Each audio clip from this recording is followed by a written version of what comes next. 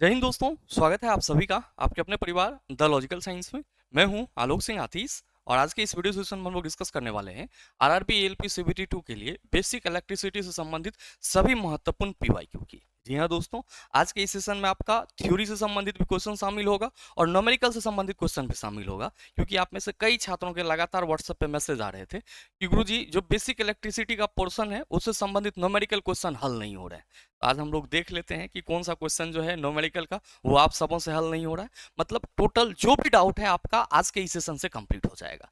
साथ ही ध्यान में रखिएगा कि इस सेशन का जो भी क्वेश्चन है सॉल्यूशन सहित पीडीएफ आपको हमारे टेलीग्राम ग्रुप से मिल जाएगा, जिसका लिंक इस वीडियो के नीचे डिस्क्रिप्शन में दिया हुआ है। आप वहां से जाकर के पीडीएफ को एक्सेस कर सकते हैं। बहरहाल आइए अपने सेशन की शुरुआत करते हैं और देखते हैं एग्जाम रेलेवेंट क्या कुछ सीख पाते हैं। मेरे मित्र, आपका जो पहला क्वेश्चन है आज के इस सेशन का क्वेश्चन नंबर 1 आपसे पूछा जा रहा है कि 2.5 किलो ओम के उस प्रतिरोध पर विभवांतर ज्ञात कीजिए जिसमें 2 मिली एम्पियर की विद्युत धारा प्रवाहित होती है। क्या ये सवाल भाई साहब आपसे नहीं बनेगा? आपसे सवाल करा जा रहा है कि जो प्रतिरोध है, रेसिस्टेंस है, इसका वैल्यू कितना है? तो 2.5 किलो ओम। कितना है? 2.5 किलो ओम। नेक्स्ट, आपसे विभवांतर यानी कि भी पूछा जा रहा है, जबकि आई का वैल्यू कितना दिया हुआ है? 2 मिली एम्पियर दिया हुआ है। अब मेरे मित्र, आप सबों को मालूम है कि यहाँ पे जो आपको वोल्ट निकालना है उसके लिए आपको क्या करने होंगे? कुछ परिवर्तन करने होंगे दिए गए डाटा में। क्या परिवर्तन होगा गुरुजी? तो यहाँ पे 2 मिली एम्पियर कहा जा रहा है और आप सबों को मालूम है कि एम्पियर में वैल्यू कितना होगा? तो आप कहते हैं 1 मिली एम्पियर 10⁻³ एम्पियर के बराबर होती है।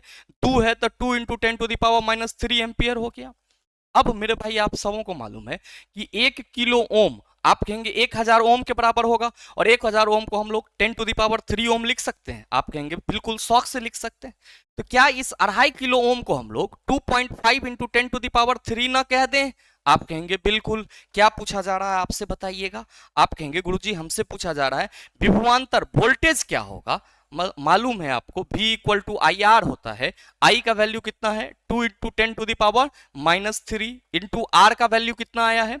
2.5 × 10⁻³ अब मेरे मित्र, आप सभी क्या कहोगे कि गुरुजी ये 10⁻³ और 10⁻³ आराम से चला जाएगा, एक दूसरे से बाहर बचेगा सिर्फ और सिर्फ 2 और 2.5। क्या कहेंगे कि गुरुजी जो वोल्टेज होगा वो हमारा 5 वोल्ट हो जाएगा, यानी कि 2.5 × 5। और right answer of this question is option number D. बताइए कहां से दिक्कत आ रही है इसमें। नेक्स्ट सवाल देखिएगा, क्वेश्चन नंबर 2 पूछा जा रहा है कि एक धातु की क्षण का प्रतिरोध डैश के अलावा निम्नलिखित सभी पर निर्भर करता है। अब मेरे भाई, आप सबों को मालूम है कि किसी भी धातु की क्षण का जो रेसिस्टेंस होता है, प्रतिरोध होता है, वो क्या होता है? तो सर, किसी भी धातु या चालक पदार्थ की वह गुण है जो उससे होकर के धारा के प्रवाह का विरोध करता है। जैसे कि आपका अभी पढ़ाई का टाइम चल रहा है और अभी आपको कोई डिस्टर्ब करने आया तो आप क्या करेंगे? उसका विरोध करेंगे। और ये नेचर अभी एएलपी सीबीटी 1 में जितने भी छात्र सफल हुए होंगे उन सबका होगा।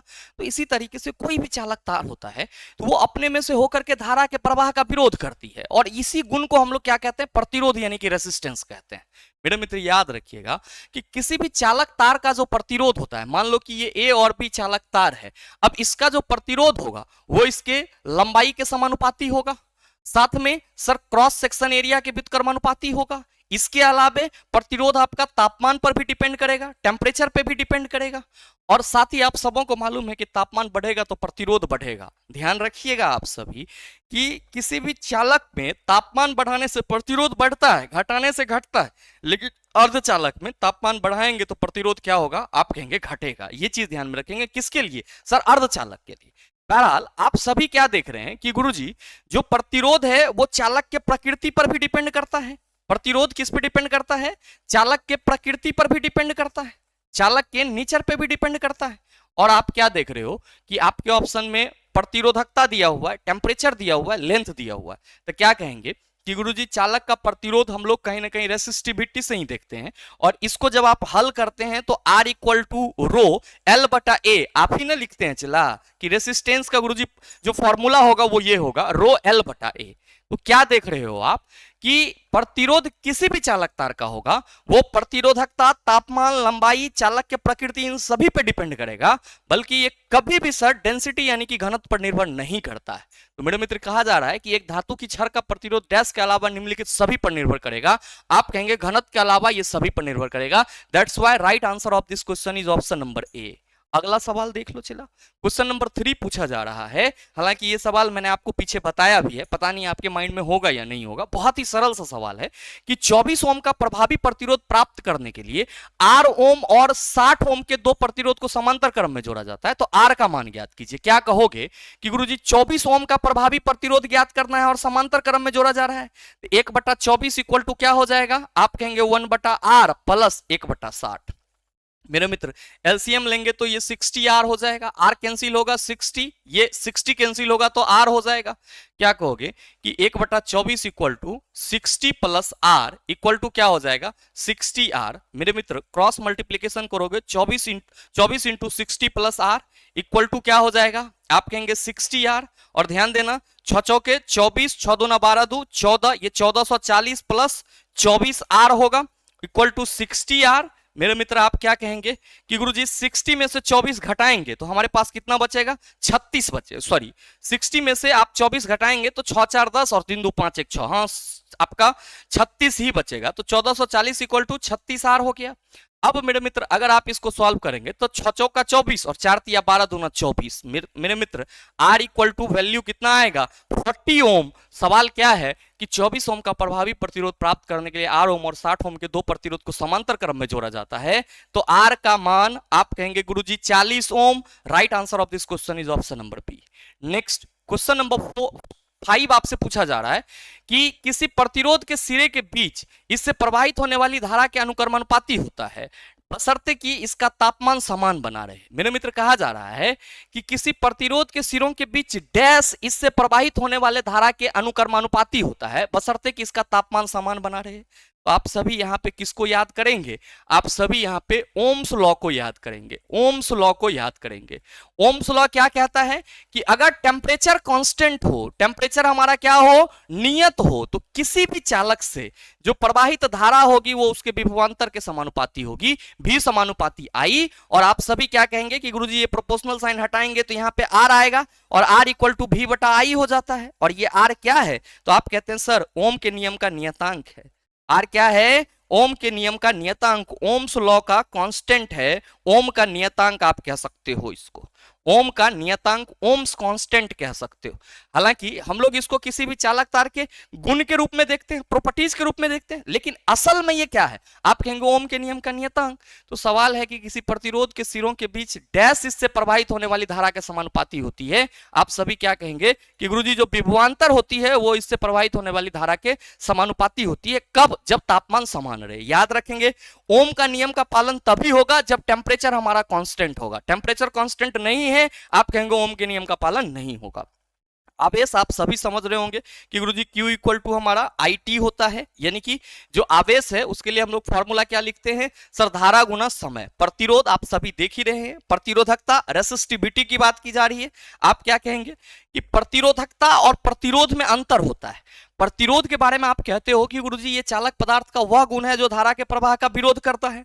प्रतिरोधकता होता है कि किसी भी चालक के द्वारा धारा के प्रवाह का कितना तेजी से विरोध किया जा रहा है। इस गुण को हम लोग क्या कहते हैं? रेसिस्टिविटी। और मेरे मित्र इसको हम लोग रो से रिप्रेजेंट करते हैं। फॉर्मूला क्या होता है? आप कहेंगे RA बटा L होता है। क्या होता है? RA बटा L होता है। नेक्स्ट सवाल क्वेश्चन नंबर 6 पूछा जा रहा है आपसे कि यदि 200 कूलम आवेश को वोल्ट विभवांतर वाले दो बिंदुओं के बीच हस्तांतरित करने में किया गया कार्य 90 जूल है तो V का मान ज्ञात कीजिए। क्या कहेंगे कि गुरुजी according to formula W equal to VQ होता है, क्योंकि जब भी हम पोटेंशियल डिफरेंस या सिंपल इलेक्ट्रिक पोटेंशियल की बात करते हैं तो कहते हैं अनंत से किसी एकांक आवेश को किसी विद्युत क्षेत्र के अंतर्गत लाने में जो किया गया कार्य है वो हमारा विभवांतर कहलाता है। तो V इक्वल टू W बटा Q होता है, तो हम लोग क्या कह सकते हैं कि sir W equal to VQ हो जाएगा। अब आपके क्वेश्चन में 90 जूल कार्य किया जा रहा है और साथ ही जो आपको वोल्टेज है वो प्राप्त करना है, जबकि Q का वैल्यू कितना है सर जी? 2000। तो V इक्वल टू क्या हो जाएगा? आप कहेंगे 90 बटा 2000।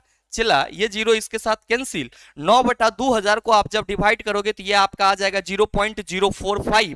तो सवाल जो आपसे करा जा रहा है कि यदि 2000 कूलम आवेश का वोल्ट विभवांतर वाले दो बिंदु के बीच हस्तांतरित करने में किया गया कार्य 90 जूल है तो V का मान आप कहेंगे 0.045 हो जाएगा। नेक्स्ट क्वेश्चन नंबर 7 आपसे पूछा जा रहा है कि उस तार का प्रतिरोध किलो ओम में ज्ञात कीजिए जिस पर 500 वोल्ट का विभवांतर आरोपित किए जाने पर उसमें से 5 मिली एम्पियर की धारा प्रवाहित होती है। क्या यह सवाल ना बनेगा? आप कहेंगे 100% बनेगा गुरुजी। आपको प्रतिरोध का वैल्यू किलो ओम में निकालना है। किस में निकालना है? किलो ओम में। जबकि विभवांतर 500 वोल्ट दिया हुआ है और धारा 5 मिली एम्पियर दिया हुआ है, तो क्या कहेंगे कि अकॉर्डिंग टू क्वेश्चन जो हमारा डाटा है उसमें वोल्टेज 500 वोल्ट का है और जो धारा है वो कितना है? 5 मिली एम्पियर का है। तो चला इसको एम्पियर में बदलेंगे, 5 इंटू 10⁻³ हो जाएगा। आपको आर पता करना है, तो आर इक्वल टू क्या होगा? आप कहेंगे भी बटा आई। भी कितना है? 500 बटा 5 गुना क्या हो जाएगा? 10⁻³ 5 गुना 10⁻³ अब ध्यान देना यहां पे कि ये अगर हमारा 5 गुना 10⁻³ है तो आप सभी क्या कहेंगे कि गुरुजी इसका मतलब ये हुआ कि ये 500 बटा 5 ये 10⁻³ है, तो बटा 1000 हो जाएगा। होगा या नहीं होगा? आप कहेंगे बिल्कुल हो जाएगा, शालीनता से होगा गुरुजी। तो क्या मेरे मित्र 500 गुना 1000 बटा 5 हम कर सकते हैं? आप कहेंगे बिल्कुल। ध्यान दीजिए, ये 5 और ये 5 कैंसिल, जो आपका आर आया वो कितना आया? तो सर 1 पर 5 गो जीरो, 1 पर कितना? 5 गो जीरो। अब ये क्या है? ओम में है। क्या है सर? ओम में। अब मेरे मित्र आपको मालूम है कि जो आपका मतलब 1 लाख ओम है, ये इकाई दहाई सैकड़ा हजार 10,000 लाख 1 लाख ओम न हुआ चला, तो 1 लाख ओम को किलो ओम में आप कैसे बदलेंगे? तो आप कहेंगे कि हमको मालूम है चूंकि 1 किलो ओम इक्वल टू कितना होता है? 1000 ओम। 1 किलो ओम इक्वल टू 1000 ओम, इसीलिए मेरे भाई आर इक्वल टू क्या हो जाएगा सर? 1 लाख बटा 1000। ये 3 जीरो इसके साथ कैंसिल, और क्या कहेंगे कि sir ji R equal to हमारा 100 किलो ओम हो जाएगा। मतलब सही आंसर ऑप्शन नंबर ए हो जाएगा। नेक्स्ट सवाल क्वेश्चन नंबर 8 आपसे पूछा जा रहा है, सॉरी 9 पूछा जा रहा है कि 3.6 किलो ओम के प्रतिरोध से होकर 2.5 मिली एम्पियर की धारा प्रवाहित होती है, तो विभवांतर का मान ज्ञात कीजिए। मेरे मित्र आप क्या कहेंगे कि गुरुजी आर जो है वो हमारा 3.6 इंटू क्या हो जाएगा? किलो ओम है, तो आप कहेंगे 10⁻³ ओम होगा। अब आई जो है वो कितना है? 2.5 मिली एम्पियर, तो ये हो जाएगा 2.5 इंटू 10⁻³ एम्पियर। विभवांतर का मान आपसे ना निकलेगा, क्या कहिएगा? V equal to I R. I का वैल्यू आप कहेंगे सर 2.5, आई का वैल्यू कितना होगा? 2.5 इंटू 10⁻³ आर का वैल्यू 3.6 इंटू 10⁻³। ये 10⁻³ और 10⁻³ तो आसानी से कट जाएगा। अब मेरे मित्र यहां पे आपका 2.5 और क्या बचा है? 3.6। पॉइंट हटा दो, नीचे 10, यहां भी नीचे 10। गुना में है तो हम लोग यहां काट ही सकते हैं। क्या हो जाएगा? 25 25 और 5 दूना 10। मेरे मित्र 18 दूना 36 हो जाएगा। और आप क्या कहेंगे? 18 दूना 36, फिर 2 नमा 18 और 2 5 10। ये 5 और ये 5 कैंसिल। मेरे मित्र वोल्टेज आपका कितना होगा? 9 वोल्ट, और सही आंसर ऑप्शन नंबर बी हो जाएगा। बस कैलकुलेशन है चला, और कुछ नहीं है। नेक्स्ट क्वेश्चन नंबर 10 पूछा जा रहा है कि क्यू कूलम के आवेश को 12.5 वोल्ट पर प्रवाहित करने में यदि 625 जूल का कार्य होता है तो क्यू का मान ज्ञात कीजिए। क्या कहोगे कि गुरुजी चूंकि W इक्वल टू हमारा भी क्यू होता है, तो हम Q इक्वल टू सीधे कहेंगे W बटा V हो जाएगा। अब W कितना है? 625 जूल, और जो आपका वोल्टेज है वो कितना है? 12.5। पॉइंट हटा के ऊपर आप कहेंगे 10 से गुना कर दीजिए, 125 50 625 हो जाता है। Q इक्वल टू कितना हो जाएगा sir ji? 50 coulomb. Right answer of this question is option number D. Next question number 11 आपसे पूछा जा रहा है कि दो प्रतिरोधक 12 ओम और 24 ओम के समांतर क्रम में जोड़ा जाता है। इस संयोजन को 22 ओम प्रतिरोधक और 12 वोल्ट बैटरी के साथ श्रृंखला में जोड़ा जाता है। 12 ओम वाले प्रतिरोधक में धारा कितनी होगी? क्या ये सवाल नहीं बनेगा?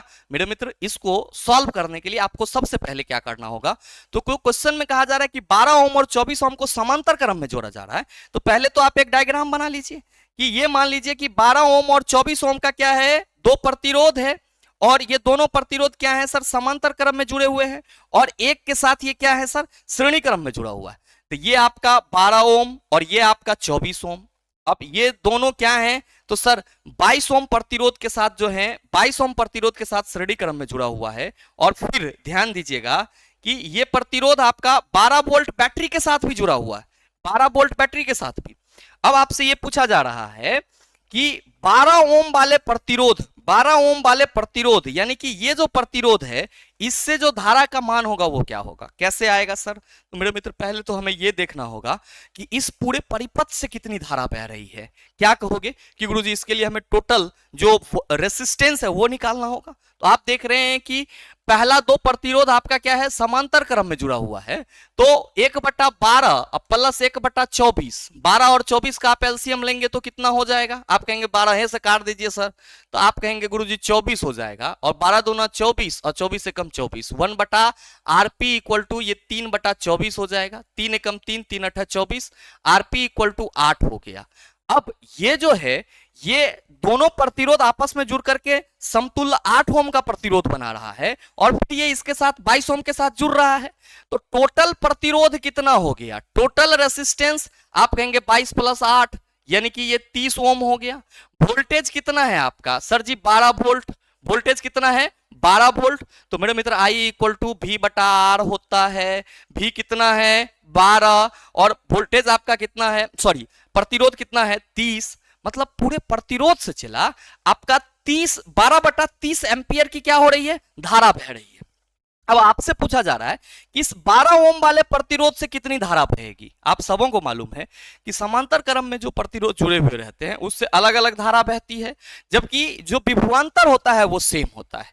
तो मेरे मित्र यहाँ पे ये दोनों पहले श्रेणी क्रम में, सॉरी दोनों समांतर क्रम में जुड़ा है और फिर इसके साथ श्रेणी क्रम में। तो आप क्या कहेंगे कि गुरुजी इस दोनों जो रेसिस्टेंस है इसकी अपनी इंडिविजुअल वोल्टेज होगी, कितनी होगी इसकी इंडिविजुअल वोल्टेज? तो आप सभी कहेंगे कि इस दोनों का समतुल प्रतिरोध 8 ओम है, समतुल प्रतिरोध 8 ओम है, और साथ ही इस पूरे परिपथ से धारा 12/30 एम्पियर की बह रही है। तो हम यहां पे ये लिख सकते हैं क्या, हम यहां पे ये लिख सकते हैं क्या कि समांतर क्रम में जुड़े प्रतिरोध का विभव यानी कि वोल्टेज कितना होगा? तो आप सभी कहेंगे V इक्वल टू, तो गुरुजी IR होता है। V इक्वल टू हम लोग क्या लेते हैं, IR। अब यहां पे I आपका कितना है सर, 12/30, R इस दोनों का समतुल प्रतिरोध सर जी 8, तो 12/30 गुना 8 हो जाएगा, और ये कितना हो गया सर जी 96/30। कितना हो गया, 96/30। क्या होगा 96/30 सर, इस दोनों प्रतिरोध का वोल्टेज होगा। अब आपसे पूछा जा रहा है कि इस 12 ओम के प्रतिरोध से कितनी धारा बहेगी। क्या कहोगे कि गुरुजी 12 ओम प्रतिरोध से जो धारा बहेगी, तो हम सबों को मालूम है कि I इक्वल टू क्या होता है, V/R। तो आपका जो V आया है वो 96/30 आया है। अब बटा R है तो आप सभी क्या कहेंगे कि गुना सर 1/12 हो जाएगा, क्योंकि 12 ओम से निकालना है। तो आप सभी क्या कहेंगे कि गुरुजी ये 12 8 96 हो जाएगा, 12 8 96, और जब आप इसको कट करेंगे तो क्या कहेंगे कि 2 चौका 8 और 15 दूना 30, यानी कि I आपका 4/15 एम्पियर आ जाएगा। कितना, 4/15 एम्पियर, और सही आंसर ऑप्शन नंबर ए लेके जाएगा। नेक्स्ट सवाल देख लो चला, क्वेश्चन नंबर 12 आपसे पूछा जा रहा है कि वोल्टेज V वाला कोई स्रोत किसी परिपथ सर्किट में धारा I को बनाए रखता है, तो T समय में स्रोत द्वारा परिपथ को भेजी गई ऊर्जा कितनी होगी। इससे और लल्लू सा सवाल तो कुछ हो ही नहीं सकता है। आप कहोगे कि गुरुजी we know that H equal to I² RT। Joule के नियम से आपको मालूम है ना कि किसी भी चालक तार से अगर I विद्युत धारा प्रवाहित हो रही है T समय के लिए और उस चालक तार की प्रतिरोध R है, तो जो फॉर्मूला होगा वो क्या होगा, H equal to I² RT। अब आपको मालूम है कि R इक्वल टू V/I होता है गुरुजी, तो हम लोग H इक्वल टू I² और R के जगह V/I रखते, तो ये I और इसको कैंसिल कर देगा, और क्या कहिएगा कि गुरुजी हमारा फॉर्मूला VIT निकल के आएगा। Right answer of this question is option number B हो जाएगा। नेक्स्ट क्वेश्चन नंबर 13 पूछा जा रहा है कि लंबाई L और त्रिज्या R वाले किसी बेलनाकार तार का प्रतिरोध R है, उसी सामग्री में बनी उसकी आधी लंबाई और आधी त्रिज्या वाले तार का प्रतिरोध कितना होगा।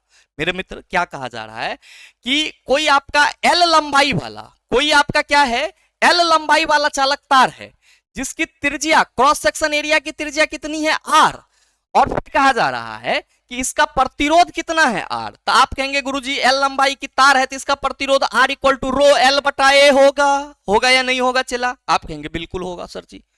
अब क्या रहा है कि इसी सामग्री से बना आधी लंबाई, मतलब अगर हम एल डैश की बात करें तो एल बटा टू, और आर डैश की बात करें तो ये क्या है, आर बटा टू, क्योंकि आधी लंबाई और आधी त्रिज्या वाले तार का प्रतिरोध पूछा जा रहा है। तो चिल्ला आर डैश इक्वल टू कहोगे, फॉर्मूला तो गुरुजी वही होगा, बस एल डैश बटा ए डैश हो जाएगा। रो एल आपका एल डैश कितना है, एल बटा टू, ए डैश आप कहेंगे आर बटा टू, तो ये हम इसको टू बटा आर पहले ही लिख दें, आप कहेंगे बिल्कुल लिख सकते हैं, क्योंकि आधी त्रिज्या कह रहा है तो आर बटा टू होगा तो टू इंटू आर ही ना हो जाएगा। आप क्या कहेंगे कि आर डैश इक्वल टू हो जाएगा रो एल। अच्छा ध्यान देना यहाँ पे कि आर जब दिया हुआ है तब पाई आर स्क्वायर कहेंगे, चला पाई आर स्क्वायर होगा यहाँ पे, ठीक है। थोड़ा सा समझिएगा कि ये rho equal to L dash बटा ए डैश है, तो क्रॉस सेक्शन एरिया क्या होता है, A equal to pi R square ना होता है, चला।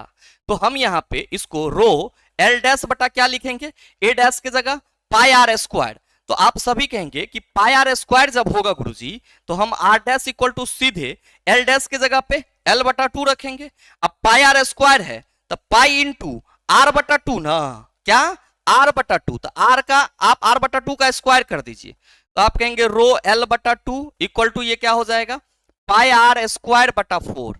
अब ध्यान देना कि रो एल बटा टू इंटू फोर बटा पाई आर स्क्वायर, इसको हम यहाँ पे स्मॉल आर लिख दो, चला यहाँ पे भी स्मॉल आर लिख दो, ठीक है, ज्यादा समझ में आएगा। आर डैश इक्वल टू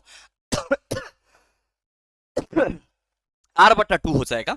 तो आप सभी क्या कहेंगे कि गुरुजी दो दूना चार हो जाएगा, और ये हमारा दो दूना चार, तो टू इंटू रो एल बटा पाई आर स्क्वायर होगा, जिसको हम लोग क्या लिख सकते हैं, पाई आर स्क्वायर को आप कहेंगे sir two into rho L बटा पाई आर स्क्वायर को ए लिख सकते हैं, और रो एल बटा ए, रो एल बटा ये क्या है, प्रारंभिक आपका प्रतिरोध।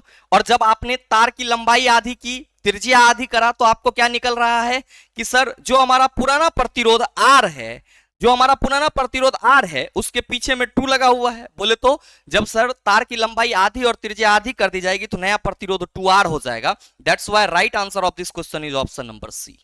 नेक्स्ट क्वेश्चन नंबर 14 पूछा जा रहा है कि 2 ओम और 6 ओम के दो प्रतिरोधक श्रृंखला में जुड़े हुए हैं और यह संयोजन 12 वोल्ट की बैटरी से जुड़ा है, तो 6 ओम प्रतिरोध में धारा ज्ञात कीजिए। मेरे मित्र ध्यान देना कि दो प्रतिरोध जो हैं वो श्रृंखला में जुड़े हुए हैं, और ये किसके साथ है सर, तो 12 वोल्ट के बैटरी के साथ संयोजित है।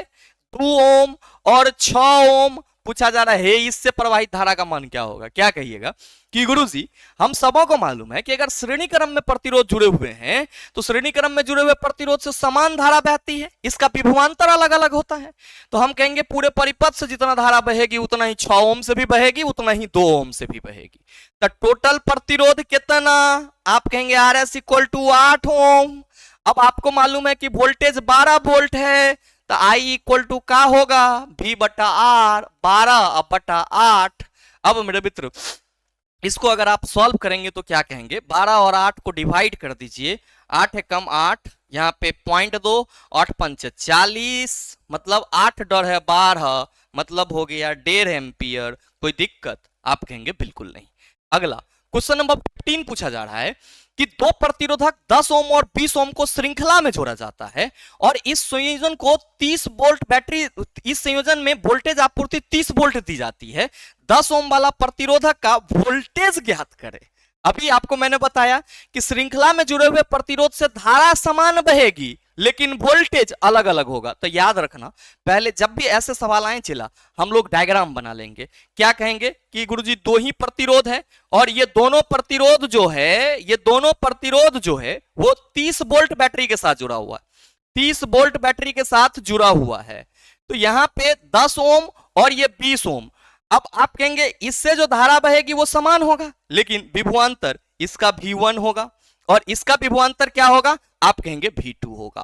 तो मेरे मित्र पहले हम RS कितना निकालेंगे, आप कहेंगे गुरुजी 30 ओम। RS हमारा कितना हो गया, 30 ओम। अब इस पूरे परिपथ से धारा कितनी बह रही है, तो आप कहेंगे I इक्वल टू V बटा R होता है। तो वोल्टेज हमारा 30 है और टोटल प्रतिरोध आप कहेंगे गुरुजी 30, तो कैंसिल होके I इक्वल टू कितना, आप कहेंगे 1 एम्पियर। कितना आ गया, 1 एम्पियर। क्या पूछा जा रहा है कि 10 ओम वाले प्रतिरोधक का वोल्टेज ज्ञात करिए। चूंकि आप सबों को मालूम है कि V equal to I R होता है, तो V इक्वल टू आई आपका 1 एम्पियर, R किससे निकालना है सर 10, तो 1 गुना 10, वोल्टेज कितना हो गया चला 10 volt. Right answer of this question is option number D. सही आंसर क्या होगा, ऑप्शन नंबर डी हो जाएगा। नेक्स्ट क्वेश्चन नंबर 16 है कि लंबाई L और त्रिज्या R वाले किसी बेलनाकार तार का प्रतिरोध R है, उसी सामग्री में बनी आधी लंबाई वाली और आधी त्रिज्या वाली किसी दूसरे तार का प्रतिरोध कितना होगा। मेरे मित्र इस क्वेश्चन को हम होमवर्क में देते हैं और कोई स्पेशल हिंट नहीं देंगे। सही आंसर क्या होगा नीचे कमेंट करके जरूर बताइएगा, आपके कमेंट का इंतजार रहेगा। बहरहाल अगला सवाल आपके सामने है कि डैश यह बताता है कि किसी धातु के बार के माध्यम से प्रवाहित होने वाली विद्युत धारा इसका तापमान समान होने पर भी इसके छोरों पर संभावित अंतर भी के सीधे अनुपातिक होता है। आप कहेंगे गुरुजी अभी जस्ट आपने बताया है, ओम का नियम ये बताता है, तो सही आंसर हमारा ऑप्शन नंबर सी हो जाएगा। कूलम्ब का नियम क्या कहता है कि दो आवेश अगर एक दूसरे से r दूरी पर स्थित है तो उसके बीच जो लगने वाला बल होगा वो सर QF इक्वल टू क्या हो जाएगा, K into Q1 into Q2 बटा R स्क्वायर, जहां पे क्या K क्या है आप कहेंगे कूलम्ब का नियतांक है। अब जूल का नियम आप कहेंगे गुरुजी H equal to I square RT होता है। अगला है क्वेश्चन नंबर 18, पूछा जा रहा है कि किसी धातु के तार के माध्यम से प्रवाहित होने वाली विद्युत धारा इसका डैश समान होने पर भी इसके छोरों पर संभावित अंतर भी के सीधे समानुपातिक होती है। क्या कहेंगे कि सर विद्युत धारा इसके तापमान समान होने पर क्या होते हैं, इसके छोरों पर संभावित अंतर भी के सीधे समानुपातिक होते हैं। अगला सवाल देख लीजिए, क्वेश्चन नंबर 19 पूछा जा रहा है कि दो प्रतिरोधक 12 ओम और 24 ओम को समांतर में जोड़ा जाता है। इस संयोजन को 22 ओम प्रतिरोध वाले 12 वोल्ट बैटरी के साथ श्रृंखला में जोड़ा जाता है और 24 ओम प्रतिरोध में कितनी धारा बहेगी ये आपको बताना है। क्या आप ये सवाल आपसे सॉल्व नहीं होंगे, आप कहेंगे 100%, तो मेरे मित्र ये सवाल भी हम होमवर्क में देंगे, क्योंकि आप में से बहुत सारे छात्रों का शिकायत था कि गुरुजी ऐसे सवाल नहीं बन रहे हैं। अभी जस्ट मैंने इसी सेशन में कराया है, तो हमें लगता है कि 100% आपसे ये सवाल बननी चाहिए, और सही आंसर क्या होगा नीचे कमेंट करके जरूर बताइएगा। अगला क्वेश्चन नंबर 20 आपसे पूछा जा रहा है कि धातु के एक समान चालक का प्रतिरोध डैश होता है, इसकी वैद्युत प्रतिरोधकता के व्युत्क्रमानुपाती, इसके क्षेत्रफल के अनुक्रमानुपाती, इसके क्षेत्रफल के व्युत्क्रमानुपाती, इसकी लंबाई के व्युत्क्रमानुपाती। क्या कहते हो कि गुरुजी किसी भी धातु के टुकड़े का जो प्रतिरोध होता है वो उसके लंबाई के समानुपाती होता है और क्रॉस सेक्शन एरिया के व्युत्क्रमानुपाती होता है। तो यहाँ पे कहा जा रहा है कि इसकी वैद्युत प्रतिरोधकता के व्युत्क्रमानुपाती, आप कहेंगे बिल्कुल नहीं। इसके क्षेत्रफल के अनुक्रमानुपाती, तो डायरेक्टली प्रोपोर्शनल तो नहीं होता सर, इनवर्सली प्रोपोर्शनल होता है।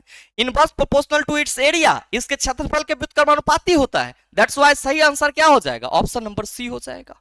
अगला क्वेश्चन नंबर 21 आपसे पूछा जा रहा है कि विद्युत धारा को डैश का प्रवाह माना जाता है। याद रखिएगा कि विद्युत धारा क्या है, धनात्मक आवेश का प्रवाह है। विद्युत धारा क्या है, धनात्मक आवेश का प्रवाह, जबकि इलेक्ट्रॉन का प्रवाह तो आप कहेंगे परंपरागत धनात्मक आवेश के प्रवाह के विपरीत होता है। तो सही आंसर ऑप्शन नंबर सी हो जाएगा।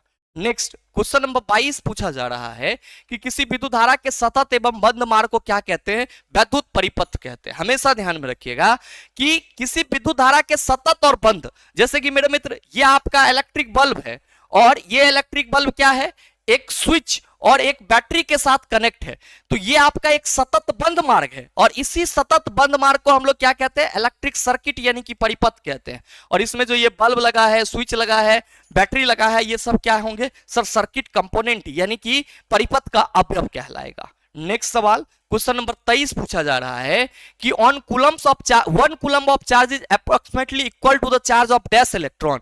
एक कूलम प्रवाह लगभग डैश इलेक्ट्रॉन के प्रवाह के बराबर है। क्या कहोगे कि गुरुजी आपने बताया है कई बार थ्योरी में कि एक coulomb charge 6.25 into 10 to the power 18 electron के बराबर होती है। कितना के बराबर, 6.25 into 10 to the power 18 electron के बराबर। तो हमारा राइट आंसर क्या होगा, ऑप्शन नंबर बी हो जाएगा। नेक्स्ट क्वेश्चन नंबर 24 पूछा जा रहा है कि सीमेंस डैश की इकाई है, परमेबिलिटी, परमिटिविटी, वाट पर सेकेंड और इलेक्ट्रिक कंडक्टेंस। आप सभी कहेंगे गुरुजी इलेक्ट्रिक कंडक्टेंस के बराबर होती है। और मेरे मित्र यहाँ पे विद्युतशीलता लिखा हुआ है, गलत है, ये क्या होगा, आप सभी कहेंगे गुरुजी ये विद्युत चालकता हो जाएगा। क्या होगा, विद्युत चालकता। और G इक्वल टू क्या होता है, 1/R होता है और इसी का इकाई हम लोग क्या लेते हैं सर, सीमेंस लेते हैं। पारगम्यता आप सभी कहेंगे गुरुजी पीछे के सेशन में आपने बताया हेनरी प्रति मीटर, क्या होगा, हेनरी प्रति मीटर होगा, ये चीज ध्यान में रखिएगा। तो मेरे मित्र आपका ये 24 सवाल बेसिक इलेक्ट्रिसिटी का था और जो कि आपके पिछले एग्जाम में पूछे गए थे। और हमें लगता है कि इस सेशन के बाद से जो आपका कॉन्फिडेंस है वो बूस्ट हुआ होगा। अगर आपका कॉन्फिडेंस बूस्ट हुआ है तो वीडियो को लाइक कीजिएगा, ज्यादा से ज्यादा अपने दोस्तों के साथ शेयर कीजिएगा, और अगर आप चैनल पर नए हैं तो सब्सक्राइब करके बेल आइकन दबा लीजिएगा ताकि इस तरह के एग्जाम रेलेवेंट वीडियो का नोटिफिकेशन सबसे पहले आपके पास पहुंचे और आप उसको सबसे पहले देख पाओ। मिलते हैं फिर अगले वीडियो सेशन में, तब तक के लिए best of luck. Thank you, have a nice day.